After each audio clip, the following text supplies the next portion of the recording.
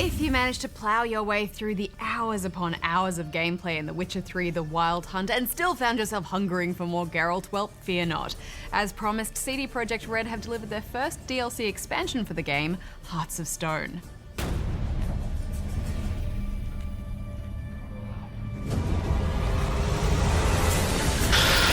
Johnny, watch out. Move.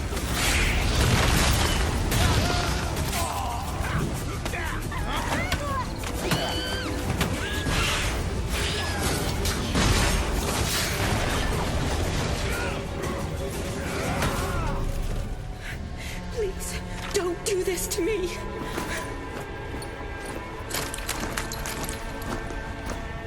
Johnny? Geralt? Hearts of Stone sees Geralt taking on a contract to rid a sewer of a monster, as he's known to do. The result is a rather annoying but challenging fight with an enormous frog.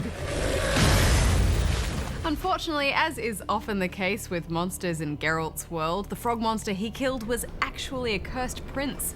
And Geralt finds himself in hot water with those looking for vengeance. Quiet, dog. You killed our prince, and you'll pay for that. When this shady character shows up and offers to help him out of a bind, Geralt finds himself with a debt to pay. He must complete a series of impossible tasks for the very man who sent him after the monster in the first place. Olgierd von Everick, a bandit captain enchanted with immortality. Now, where were we?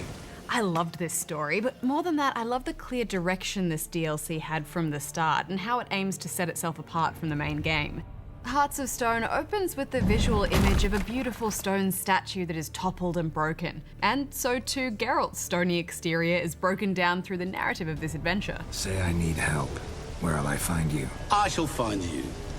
Good luck, Geralt.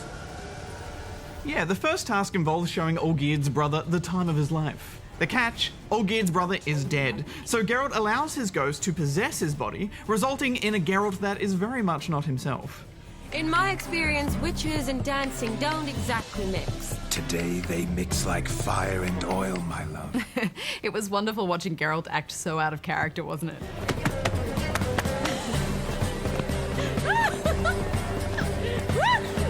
I was a little unsure of just how much story and romance and wedding stuff we were doing at first, though. Yeah, I guess the romance is a big part of this game for a lot of people, so they wanted to make sure there was still a strong element of that in the DLC as well.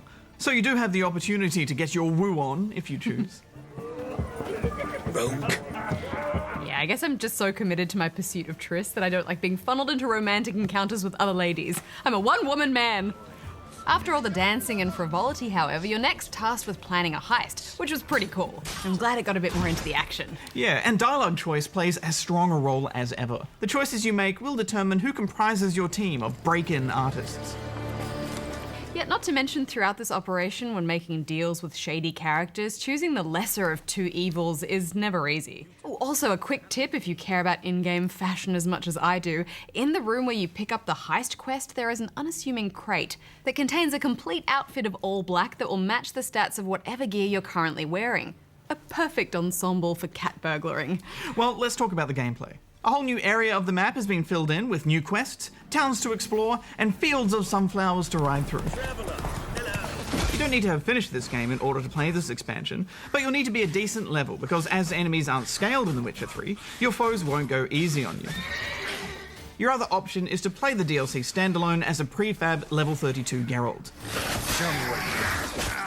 Yeah, level 30 at least is recommended, and I went charging into my first fight feeling pretty confident after, destroying the hunt that was threatening the land. But lo and behold, regular guards and monsters have all gotten tougher since then, Barjo. Yes, most human enemies now carry shields, slowing the fights down, whereas monsters in the land will group and overwhelm you, taking quick, steady chunks out of your health. Lots of spiders in this expansion too, a new enemy type called arachnomorphs, which I have to say are infuriating the way they constantly leap out of your way, avoiding your strikes. But the point is the combat is challenging and enemies have you working hard and fighting differently, which is great. Any previously unfinished quests from the main game will likely be too low level to warrant attempting, so there are new side quests and missions on offer in Hearts of Stone 2, as well as one quest chain which sees you procuring the necessary materials needed to allow a new craftsman to enchant gear for you with rune words. Wouldn't mind a glance at what you got.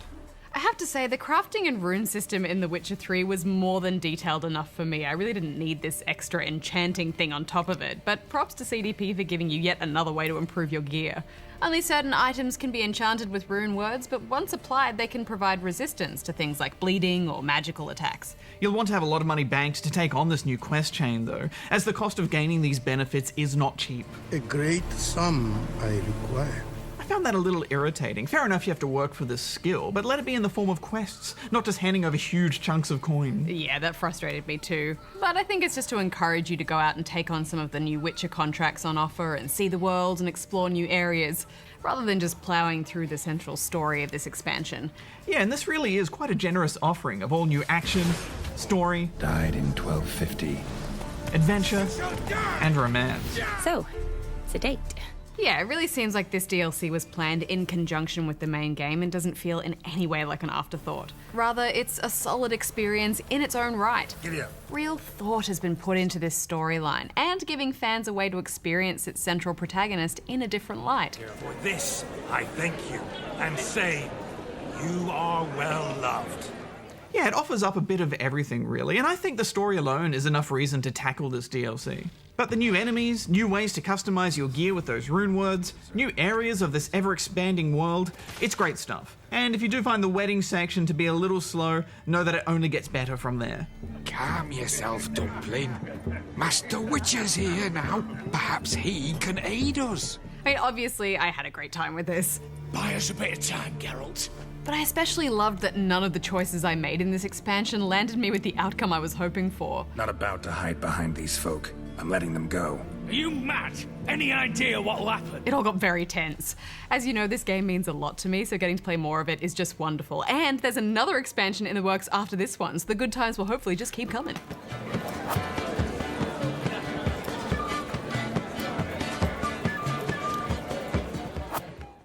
I'm giving it 4.5 stars. I'm giving it 4 stars. Do you want me to teach you the moves? I know the moves. Ah, the merriment. Good show indeed. Let's continue the ball.